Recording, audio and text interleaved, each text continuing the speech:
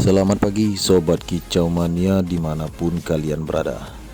Nah Sobat Kicau Mania, di video kali ini kita akan menampilkan suatu pembahasan yang unik dan menarik Sobat Kicau Mania. Ini juga berkaitan dengan pertanyaan Sobat Kicau Mania. Nah di sini akan ada pembahasan yang menarik, ilmu yang bermanfaat. Simak terus video ini, tonton sampai habis.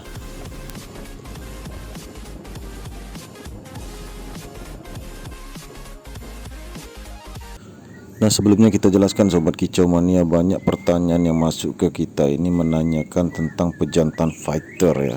Sebenarnya pejantan fighter ini bagaimana kalau sudah diternak, apakah dia ini diam atau masih tetap bisa fighter. Lalu kalau dia sering fighter ya, kita sistem cabut, main ke lapangan, kemudian kita masukkan ke kandang, apakah itu aman?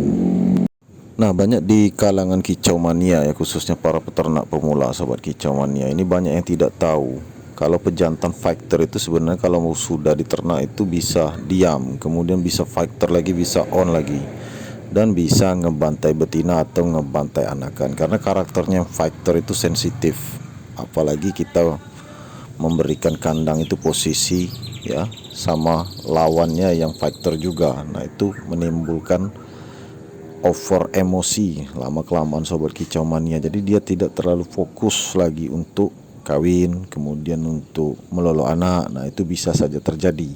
Nah ada pun tanggapan dari teman kita yang nggak masalah kalau dicabut, dimainkan lagi, kemudian dimasukkan lagi. Nah itu juga benar Sobat Kicau Mania, tetapi itu juga belum tentu benar. Tidak semua pejantan fighter bisa dicabut, dimainkan ke lapangan, kemudian masuk lagi ke kandang lalu diternak lagi. Ya, ada yang masih berjodoh, ada yang tidak berjodoh lagi, dan ada yang ngebantai. Nah inilah hasilnya Sobat Kicau Mania kalau pejantan fighter ini ya, induk betinanya juga takut, akhirnya dia rawan buang anak. Oleh karena itu kita mengambil telur ini pada saat H-1 sebelum menetas. Nah ini resiko dan banyak langkah-langkah yang harus kita ambil Sobat Kicau Mania, seperti kita mengambil telur ini kemudian kita tetaskan sama beras nanti Sobat Kicau Mania. Kemudian kita berikan di sana itu temperatur suhu atau pengatur suhu. Nah itu bisa kita beli di Shopee juga ada Sobat Kicau Mania ya, di online ya, jual beli toko online itu ada. Nah ini fungsinya untuk melihat atau mengecek ya, untuk suhu 36 ini dia nanti otomatis mati Sobat Kicau Mania lampu ini. Nah kalau suhunya turun di 35 atau 35,5 itu nanti dia hidup lagi lampunya. Nah kemudian ini penampakannya menetas Sobat Kicau Mania. Inilah repotnya kalau pejantannya fighter ya, rawan bantai anakan atau betinanya yang suka buang anakan. Nah ini solusinya seperti ini Sobat Kicau Mania ya. Itu banyak faktor juga, betina ngebantai anak, buang anak, itu banyak faktor. Yang pertama sensitif, yang kedua cepat birahi atau terlalu subur. Nah inilah salah satu langkahnya yang harus kita ambil sebagai seorang peternak burung murai batu.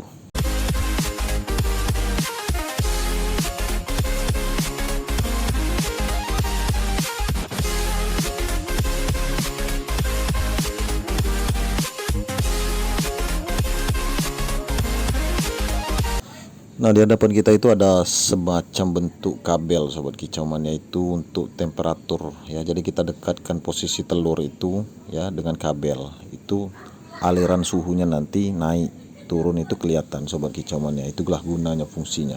Nah seperti ini otomatis karena kita setel di suhu 36.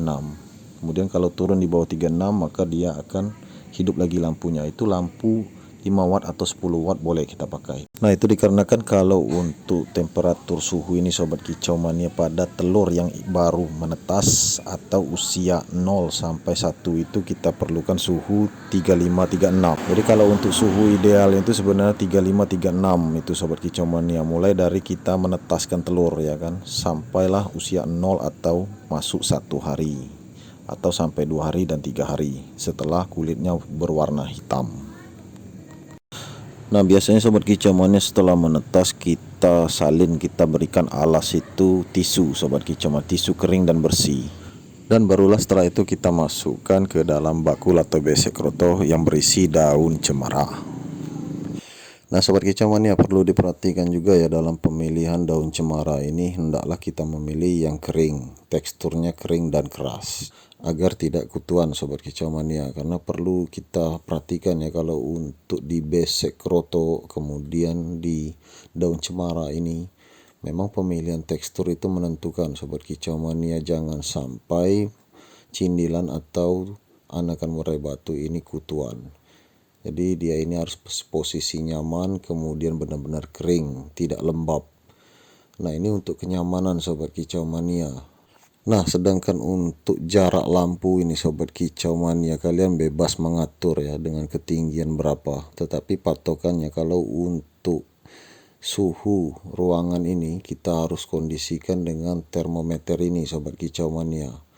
Jadi pengatur suhu ini sangat penting. Berapapun lampu watt yang kalian pakai ya, lampu kuning itu dimaksudkan juga untuk mengatur suhu panasnya. Bisa melalui temperatur suhu seperti ini. Nah, otomatis akan mati di suhu 36. Ini penyetelan kalau untuk di kami seperti ini sobat kicau mania ya. Jadi kami melakukan hal ini memang rutin pengecekan baik siang maupun malam hari.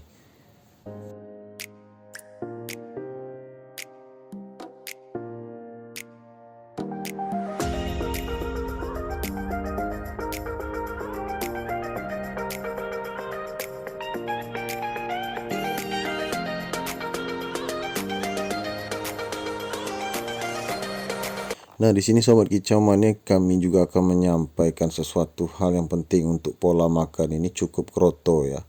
Jadi kroto ini kita ambil saja 3 biji kroto halus. Jadi pertumbuhannya itu kita tentukan juga dari pola makan. Jangan sampai dia ini sakit. Nah, kalau untuk jarak makan itu sobat kicau mania kita bisa lakukan 1 jam 1 kali atau 1 jam setengah masuk ke 2 jam. Nah, kalau untuk usia 10 hari ke atas ya sobat kicau mania sampai usia 20 hari kalian boleh melakukan pola makan yang berbeda. Seperti halnya kita mencampur pur dan kroto atau jangkrik. Nah, itu bebas. Kapanpun dia lapar kalian bisa memberikan, hingga proses ngepur itu semua kita lakukan. Oke sobat kicau mania, itu saja video kita kali ini. Semoga bermanfaat untuk kalian semua. Jangan lupa di like, subscribe, dan share sebanyak mungkin. Terima kasih. Salam kicau mania.